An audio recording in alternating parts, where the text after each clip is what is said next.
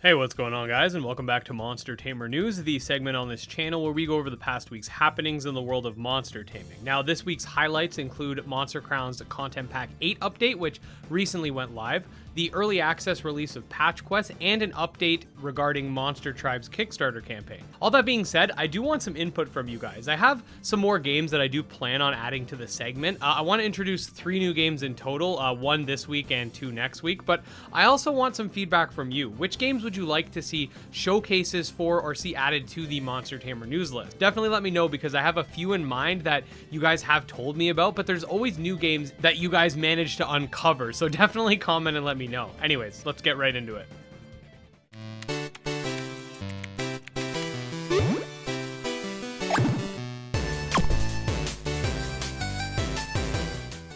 Alright, so Monster Crown's much anticipated Content Pack 8 is here and includes a new story segment alongside a new monster and area to explore beneath Penton City. A new fireball mechanic was also added that allows you to kill monsters in the overworld for XP grinding, and this works off the magic stat rather than the physical like with scouting. We also get the monster Lin, or Lion if I'm pronouncing it correctly, and it can be found in the Crossroads area as a wandering monster, having a chance to spawn every morning that you enter the area. There's also some new healing items too, so that's definitely always welcome. Definitely expect either a stream or a let's play coming soon. It just all depends on how the next week sort of goes. My wife's 39 weeks pregnant now, and it's looking like we might have an induction on Thursday, but who knows what'll happen from now till then, so stay tuned. The Monster Tribe Kickstarter is still ongoing, but is now officially past its goal and will receive its funding, which is definitely great news, and I just wanted to say congratulations to Reese for that.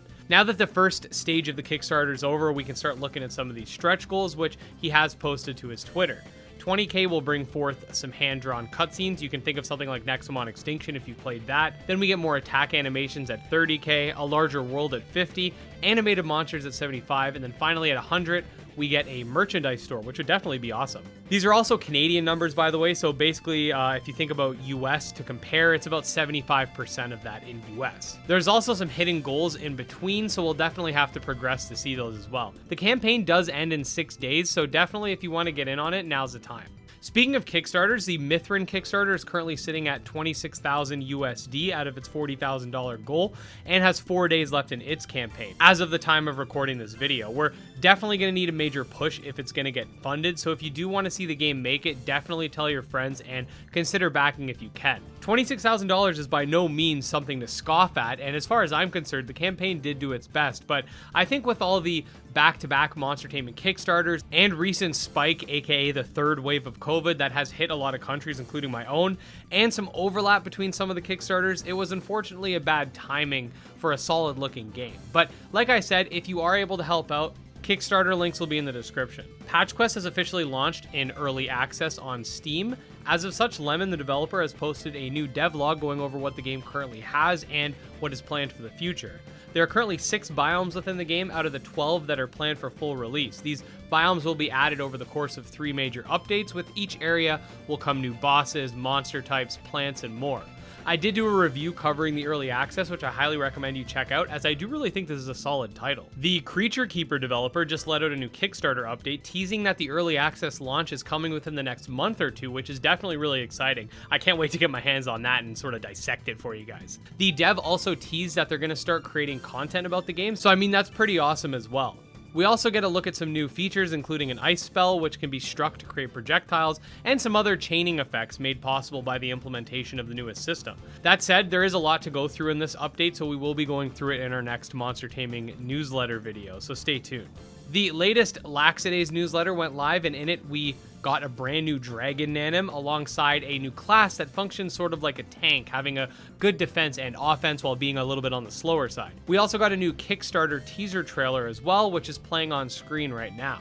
The Kickstarter is planned for May 18th. The latest Grimmlins blog post is also out and features status conditions. There are 13 in total as of now, so we'll definitely have to explain them in more depth in the newsletter video, but basically they consist of Wet, which lowers speed, Abundant, which heals your units, Magnetize, which creates a field of rocks around the player, Burn, which damages over time and causes the player to remove randomly, Electrocute, which causes stuns, Bruise, which lowers defense, Confusion, which makes gremlins not understand commands, Swoon, which is basically like Attract from Pokemon, Unstable, which teleports the afflicted gremlin around. Bleed, which causes damage while you move. Poison, which causes damage over time for a certain amount of time. Curse, which inflicts the gremlin when it uses an attack or a cooldown, and finally Chill, which puts cooldowns on their full amount. Like I said, there's a lot to break down, so stay tuned. So last but not least, for the regular part of this video, I did want to introduce one more game in the form of Demonlocke, a demon taming RPG, surprisingly being developed with a content creator whom I've actually been watching on and off for years, being Heartbeast. His channel covers various game development tutorials and stuff of that nature, a lot of Game Maker and Godot, so it's really awesome that he's using that knowledge to provide us with a quality taming title. I personally have enjoyed his various Game Maker tutorials, especially back in 2014 and 2015 when good tutorials were very sparse. Anyways, I do want to do a more detailed showcase for the game in the future, but since I just found out about it, here's a little bit of media for the game. He did upload a devlog recently affirming that the development is ongoing, so definitely good to hear, and I can't wait to see more. I have the Demonlocke and Heartbeast Twitter pages linked in the description, so you can definitely follow them there. Alright, so the rest of this week's news fall under the rapid fire section, so let's get started with that. To start things off, we did get a new Rune Factory 5 clip showcasing one of the game's bosses. We got a Coromon image showcasing some mysterious blue people. Who are they and what do they have to do with Umbra Noctis? The devs did state that their role was undergoing some changes, so let me know your thoughts. The Chainmonsters devs posted an alpha recap which states that the stress test was a success and that Alpha 3 is being worked on, which will include much more in-depth battling, and they're working on a new public roadmap. Here we see a more detailed screenshot of one of the dragons in Guild of Dragons. We get some footage of Witchery Academy working on the Nintendo Switch. We have a new healing animation for Final Stardust. We have a brand new Buddymon named Hermits. Entodrive updated to version 0.175, which includes some bug fixes and improvements, but most notably some new moves. Here's an image for your convenience. Here's a brand new animation for Ploxmons Tappy. The latest Kindred Fates newsletter has popped and confirms a patch will be uploaded later this week to fix some bugs, and that the training dojo is progressing nicely, as well as a single player campaign. On that side, they've actually implemented some new unrevealed kinfolk. Here we get a brand new Nuumonsters clip showcasing some of the latest features, and by God, we need to stream this game again because it's undergone some major improvements since the last time we did.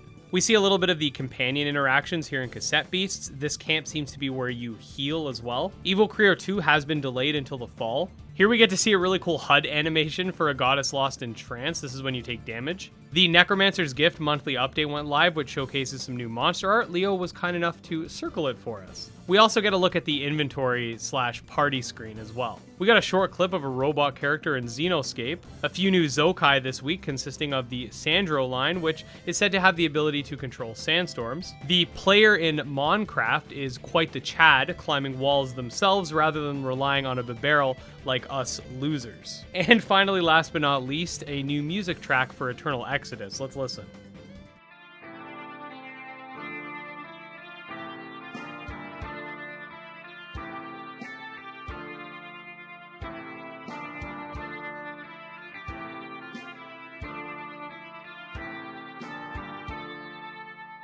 So there you have it, guys. This week's news in a nutshell. Now, this next week might be a little uncertain for me just regarding my second kid coming and all that stuff. So I'm not sure if the next Monster Tamer news segment will be on Sunday. It might be late, or we might end up skipping till the following week. I do have some pre-uploaded Let's Plays and stuff to that nature for you guys to enjoy until I come back, but this week's going to be a little rocky for me. That said, if you do enjoy monster taming content, you can definitely subscribe to this channel, as that is the chief focus. You can also follow me on Twitter at GymLeaderEd and check out our Discord. All links will be in the description. I'll see you guys in the next one.